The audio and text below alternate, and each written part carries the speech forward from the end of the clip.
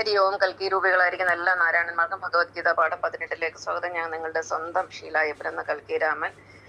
ഇന്ന് ഈ സീസണിലെ ഭഗവത്ഗീതയുടെ അവസാനത്തെ പാഠമാണ്. ഇന്ന് 18-ാം തീയതിയാണ്. ഞാനും എൻ്റെ കുടുംബവും കൂടെ ഒരു ചെറിയ UAE യാത്രയ്ക്ക് തയ്യാറെടുക്കുകയാണ്. നിങ്ങളുടെയും ഭഗവാന്റെ അനുഗ്രഹം കൊണ്ട് അത് പൂർത്തിയാക്കി 26-ാം തീയതി മടങ്ങി വരുമെന്ന് പ്രതീക്ഷിക്കുന്നു. ഇന്ന് നമ്മൾ പഠിക്കാൻ പോകുന്ന ഭഗവത്ഗീതയിലെ 3-ാമത്തേതും 19-ാമത്തെ ശ്ലോകമാണ്. ഈ 2 ശ്ലോകങ്ങൾ നമ്മളെ പഠിപ്പിക്കുന്നത് ഒരു കാലഘട്ടത്തിലെ ഒരേ ഒരു ആത്മജ്ഞാനി അല്ലെങ്കിൽ ഒരേ ഒരു അവതാരം മാത്രമേ ഭൂമിയിൽ ഉണ്ടായിരിക്കുകയുള്ളൂ. സത്യത്തിൽ എല്ലാവരും അവതാരങ്ങളാണ്, പക്ഷെങ്കിൽ യഥാർത്ഥ അവതാരമായിട്ടിരിക്കുന്ന ഒരേ ഒരാൾ മാത്രമാണെന്നാണ് ഈ ശ്ലോകം നമ്മളെ പഠിപ്പിക്കുന്നത്. അപ്പൊ 7-ാം അധ്യായത്തിലെ 3-ാമത്തെ ശ്ലോകം ആദ്യം എന്താണെന്ന് നോക്കാം. മനുഷ്യാണാ സഹസ്രേഷു കശ്ചിത് യതതി സിദ്ധയേ യതതാമപി സിദ്ധാനാം കശ്ചിന്മാവേതി തത്വതഃ. ഈ ശ്ലോകത്തിന്റെ അർത്ഥം ഇതാണ്: ആയിരക്കണക്കിന് മനുഷ്യരുടെ ഇടയിൽ മോക്ഷത്തിനായി അല്ലെങ്കിൽ ഭഗവാനെ അറിയാനായിട്ട് പരിശ്രമിക്കുന്ന ഒരാൾ മാത്രമാണ്. ആയിരക്കണക്കിന് മനുഷ്യരെ നമ്മൾ എടുത്തു കഴിഞ്ഞാൽ ഒരുപാട് പേര് ഭക്തിയുള്ളവരുണ്ട്, ക്ഷേത്രാരാധനയും മറ്റു ആരാധനകളുമായിട്ട് കഴിയുന്ന ഒരുപാട് പേര്. അവരെല്ലാം കാര്യസാധ്യത്തിന് വേണ്ടിയാണ് ജീവിക്കുന്നത്. എന്നാൽ ഭഗവാനെ അറിയാൻ വേണ്ടി ശ്രമിക്കുന്നത് ഒരേ ഒരാൾ മാത്രമാണ്.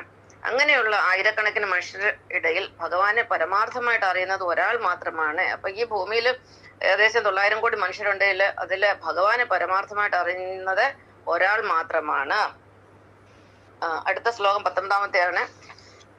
ബഹൂനാ ജന്മനാ മന്ദേ ജ്ഞാനവാൻമാ പ്രപദ്യതേ വാസുദേവ സർവമിതി സ മഹാത്മാസു ദുർലഭ. ഈ ശ്ലോകത്തിന്റെ അർത്ഥം വളരെയധികം ജന്മങ്ങൾ കഴിഞ്ഞതിന് ശേഷമാണ് ഒരു ജ്ഞാനിക്ക് തന്റെ ജ്ഞാനം പരിപൂർണമായി തീരുന്നത്. അപ്പൊ ജ്ഞാനം എന്ന് പറഞ്ഞ ഈശ്വരനെ കുറിച്ചുള്ള യഥാർത്ഥ അറിവാണ്. അത് ഒരു ദിവസം കൊണ്ടോ 2 ദിവസം കൊണ്ടോ ഒന്നും കിട്ടുന്ന ഒരു കാര്യമല്ല.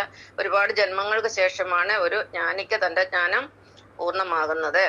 ഈ ജ്ഞാനിയാണ്, വാസുദേവനാണ് ഈ പ്രപഞ്ചം മുഴുവൻ നിറഞ്ഞിരിക്കുന്നതെന്നും വാസുദേവനാണ് പ്രപഞ്ചത്തിന്റെ ഏക സൃഷ്ടാവെന്നും മനസ്സിലാക്കുന്നത്. വാസുദേവൻ എന്ന് പറയുന്നത് സാക്ഷാൽ നാരായണൻ തന്നെയാണ്. വാസുദേവൻ എന്ന് പറഞ്ഞാൽ വാസുദേവൻ എന്ന് പറഞ്ഞാൽ അഷ്ടവസ്തുക്കളുടെ ദേവൻ അഥവാ സൃഷ്ടാവ് എന്നാണ്. അഷ്ടവസ്തുക്കൾ എന്ന് പറഞ്ഞാൽ പഞ്ചഭൂതങ്ങൾ 5ഉം സൂര്യനും ചന്ദ്രനും നക്ഷത്രങ്ങളും ചേർന്നാണ്. പഞ്ചഭൂതങ്ങൾ എന്ന് പറഞ്ഞാൽ അഗ്നി, ആകാശം, ഭൂമി, വായു, ജലം എന്നിവയാണ്. അതുകൂടാതെ സൂര്യനും ചന്ദ്രൻ, നക്ഷത്രങ്ങൾ ഇതെല്ലാം ചേരുമ്പോഴാണ് പ്രപഞ്ചം പൂർണ്ണമാകുന്നത്. ഇതിനെ മുഴുവൻ സൃഷ്ടിച്ച് ആ സൃഷ്ടാവാണ് വാസുദേവൻ എന്ന് മനസ്സിലാക്കുന്നതാണ് ഒരു യഥാർത്ഥ ജ്ഞാനി. അപ്പൊ ഒരു ജ്ഞാനിക്ക് തന്റെ ജ്ഞാനം പൂർണ്ണമാകാൻ ഒരുപാട് ജന്മങ്ങൾ എടുക്കേണ്ടി വരും. അങ്ങനെ ജ്ഞാനം പൂർണ്ണമാകുന്ന ഒരു ആത്മജ്ഞാനി ഈ പ്രപഞ്ചം മുഴുവൻ വാസുദേവനാൽ സൃഷ്ടമാണ് എന്ന് മനസ്സിലാക്കുന്നു. അങ്ങനെയുള്ള മഹാത്മാവ് ഈ ലോകത്തില് അത്യപൂർവമാണ്, അപൂർവങ്ങളിൽ അപൂർവമാണ്, സുദുർലഭ എന്നാണ് ഭഗവാൻ പറഞ്ഞിരിക്കുന്നത്.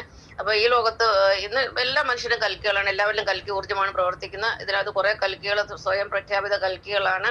എന്നാൽ ഇവരിലെല്ലാം സത്യമായിരിക്കുന്ന ഒരേ ഒരു കൽക്കിയാണ് ഷീലായപ്പനാണെന്ന കാര്യത്തിൽ സംശയമില്ല. ഇത് തെളിയിച്ചിട്ട് ഷീലായപ്പൻ ഒന്നും സാധിക്കാനുമില്ല. അപ്പൊ ഇതാണ് ഇന്നത്തെ പാഠം. നന്ദി, നമസ്കാരം.